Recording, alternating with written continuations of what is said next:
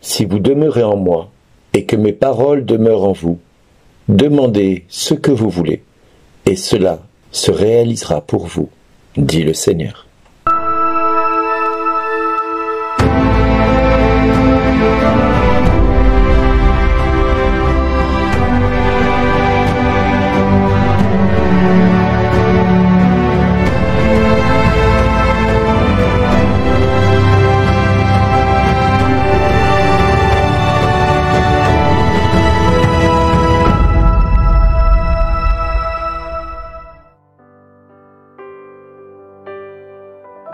Bonjour les amis, tout d'abord permettez-moi aujourd'hui de souhaiter une excellente fête à mon épouse. Bonne fête ma chérie, j'espère que cette journée sera prompt à répondre à toutes tes attentes et que Jésus ira au-devant de tout ce que ton cœur désire. Et donc permettez-moi aussi de souhaiter une bonne fête à toutes les Claires que nous connaissons autour de nous. Nous les embrassons et nous leur souhaitons toutes la même chose que ce que je viens de souhaiter à mon épouse. Je vous embrasse toutes. Voilà. Alors, Claire, aujourd'hui, c'est la Sainte Claire d'Assise qui est née en 1194, je l'ai recherchée, et elle est morte en 1253, 59 ans. Alors, nous avons la chance que Claire, la mienne en tout cas, soit encore là et qu'elle ait passé ses 59 ans, parce que la Claire d'Assise, elle a une vie relativement courte.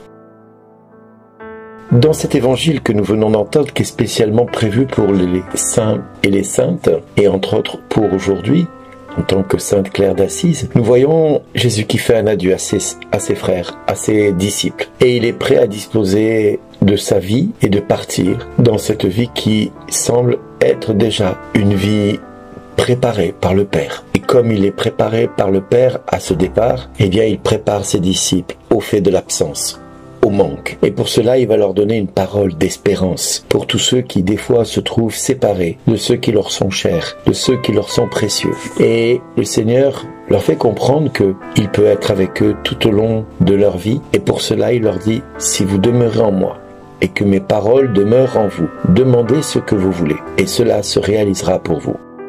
Ce qui fait la gloire de mon Père, c'est que vous portiez beaucoup de fruits et que vous soyez pour moi des disciples. Comme le Père m'a aimé, moi aussi je vous ai aimé. Demeurez dans mon amour. Si vous êtes fidèles à mes commandements, vous demeurerez dans mon amour. Comme moi j'ai gardé fidèlement les commandes de mon Père, je demeure dans son amour.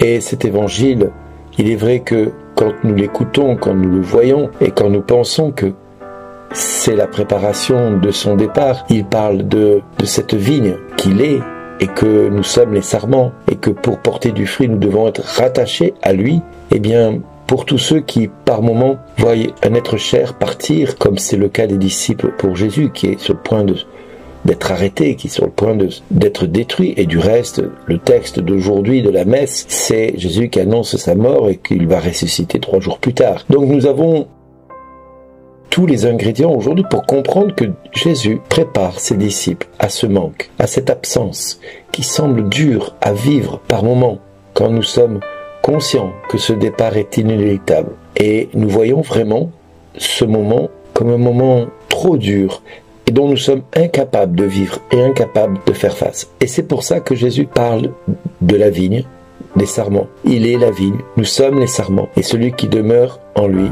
et que lui demeure en nous porte beaucoup de fruits. Et celui qui garde ses paroles et qui demeure en lui, eh bien, voit sa vie se réaliser au-delà de tout ce que nous pouvons espérer. Demandez ce que vous voulez. Demandez ce que vous voulez. Ça prospecte un petit peu partout. Ça prospecte un petit peu dans tous les sens. Ça nous permet de voir que Jésus est capable d'aller au-delà de ce qu'on pourrait imaginer que religieusement correct. Non, si vous demeurez en moi et que mes paroles demeurent en vous, demandez ce que vous voulez. Et c'est là où nous voyons la bonté de notre Dieu qui nous prépare à l'absence. Et cela se réalisera pour vous. Alors volontairement, je vais aller un peu plus loin dans cet évangile de Jean qui s'arrête aujourd'hui au verset 10, mais là où j'ai envie d'attirer votre attention, le verset 16 par exemple.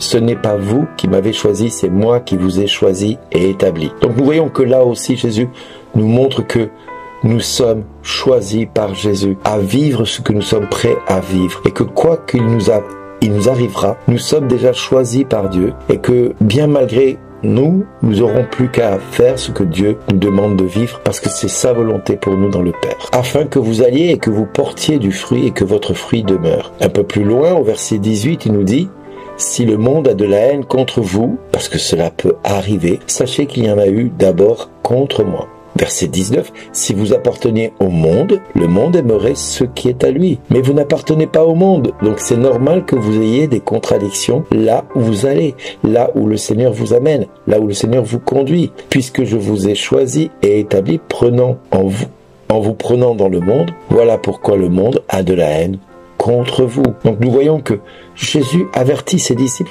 de la dureté à laquelle ils vont être confrontés après la mort et la résurrection de Jésus. Il leur annonce que ça va pas être facile. Eh bien nous aussi, quand nous commençons à suivre le Christ, il y a des événements que nous allons devoir être et vivre qu'il faut déjà dès maintenant se rappeler. Et du reste, au verset 20, il dit « Rappelez-vous la parole que je vous ai dite ». Il nous montre bien que c'est déjà quelque chose qu'il nous a dit et qu'il ne cesse de nous répéter. Un serviteur n'est pas plus grand que son maître. Si l'on m'a persécuté, on vous persécutera vous aussi. Si l'on a gardé ma parole, on gardera aussi la vôtre. Mais voilà, les gens vous traiteront ainsi à cause de mon nom, parce qu'ils ne connaissent pas celui qui m'a envoyé. Alors ne soyez pas surpris à être en but de toutes sortes de contradictions dans le monde où vous êtes envoyé par le Seigneur. Parce que Sainte Claire d'Assise n'a pas eu la vie forcément facile. Elle a suivi Saint François. Et la pauvreté de Saint François fut mal perçue par tous ceux de son entourage. À commencer par le père de François, qui le rejeta et le condamna, si bien que François dut partir en enlevant son vêtement et en apparaissant nu devant l'évêque et devant son père, en disant « Je ne prendrai rien qui t'appartienne, au moins je ne te devrai rien ». Et c'est l'évêque qui le couvrit de son manteau pour pas qu'il reste nu plus longtemps. Nous voyons aussi quelque part cet esprit de pauvreté de François que Sainte Claire a vécu aussi avec ses sœurs, les Clarisses, et qui aujourd'hui, nous voyons le rayonnement des Clarisses qui continue avec les franciscains et les capucins qui sont les descendants de Saint François et de Sainte Claire. Les carmélites aussi qui sont aussi avec l'histoire de Saint François, qui ont suivi l'enseignement de Saint François. Donc ne soyons pas surpris de tout ce que nous pouvons vivre. Ne soyons pas étonnés de la complexité dans laquelle nous sommes entraînés parce que nous sommes devenus croyants. Mais réjouissons-nous parce que nous sommes appelés à bien plus grand que nous, à bien plus grand que ce que nous sommes. Mais pour cela, n'ayons pas peur de demander tout ce que nous voulons pour que Dieu puisse agir et nous bénir sans cesse. Merci d'exister.